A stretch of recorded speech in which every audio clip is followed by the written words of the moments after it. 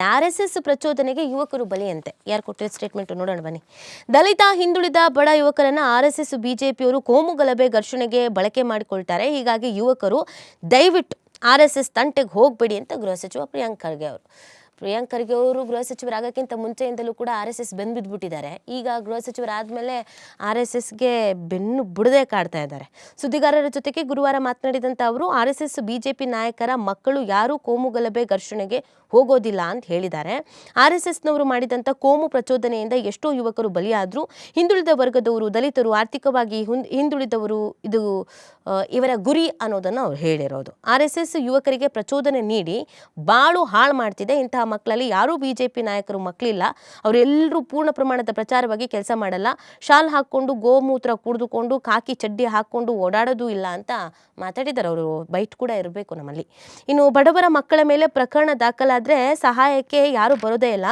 ನನ್ನನ್ನು ನಿಂದಿಸಿದ ಪ್ರಕರಣದಲ್ಲಿ RSS ಬೆಂಬಲಿಗನಿಗೆ ಕನಿಷ್ಠ ವಕೀಲರನ್ನು ಒದಗಿಸಲಿಲ್ಲ. ಅವರ ತಾಯಿಯ ಮನವಿಯಿಂದ ನಾನೇ ಪ್ರಕರಣ ವಾಪಸ್ ಪಡೆದೆ.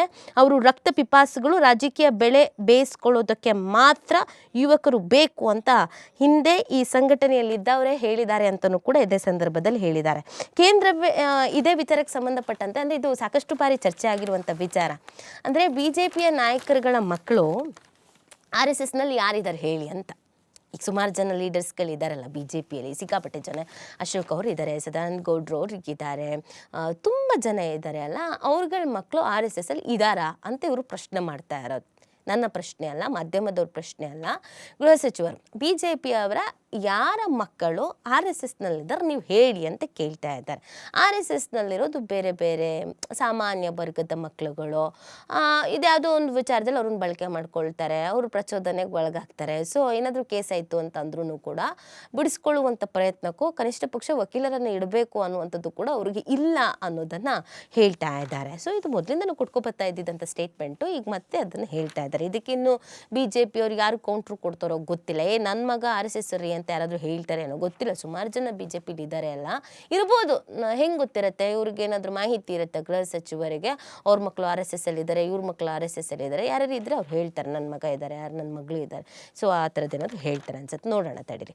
ಇನ್ನು ಇದೇ ಮತ್ತೊಂದು ವಿಚಾರವನ್ನು ಕೂಡ ಪ್ರಸ್ತಾಪಿಸಿದ್ದಾರೆ. ಕೇಂದ್ರವೇ ಸಾಲ ಮನ್ನಾ ಮಾಡಲಿ ಅಂತ ಕೂಡ ಹೇಳಿರೋದು. ರಾಜ್ಯ ಸರ್ಕಾರ ರೈತರ ಸಾಲ ಮನ್ನಾ ಮಾಡಲಿ ಎನ್ನುವ ಬದಲು ಕೇಂದ್ರ ಸರ್ಕಾರವೇ ಮಾಡ್ಬೋದಲ್ವಾ? ರಾಜ್ಯ BJP ನಾಯಕರು ರೈತರ ಪರ ಒತ್ತಾಯ ಮಾಡ್ಬೋದಲ್ಲವೇ ಅಂತ ಪ್ರಿಯಾಂಕ್ ಅವರು ಹೇಳಿದ್ದಾರೆ.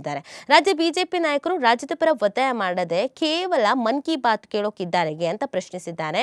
VBG, ರಾಮ್ಜಿ, ಜಲಜೀವನ್ ಮಿಷನ್ ಸೇರಿ ಎಲ್ಲ ಕೇಂದ್ರ ಪುರಸ್ಕೃತ ಯೋಜನೆಗಳಿಗೂ ರಾಜ್ಯ ಸರ್ಕಾರವೇ ಹಣ ಕೊಡಬೇಕು. ರೈತರ ಸಾಲ ಮನ್ನಾ ಎಲ್ಲವೂ ರಾಜ್ಯ ಸರ್ಕಾರವೇ ಮಾಡಿದ್ರೆ ಕೇಂದ್ರ ಯಾಕಿದೆ ಅಂತ ಕೂಡ ಇದೇ ಸಂದರ್ಭದಲ್ಲಿ ಪ್ರಶ್ನೆ ಮಾಡಿದ್ದಾರೆ. ಅಂದರೆ ಈ ಸಾಲ ಮನ್ನಾ ಮಾಡಿ ಅಂತ ಹೇಳ್ತಾನೆ ಇರ್ತಾರಲ್ಲ, ಸಾಲ ಮನ್ನಾದ ವಿಚಾರಕ್ಕೆ ಸಂಬಂಧಪಟ್ಟಂತೆ ರಾಜ್ಯನೇ ಎಲ್ಲನೂ ಯಾಕೆ ಮಾಡಬೇಕು?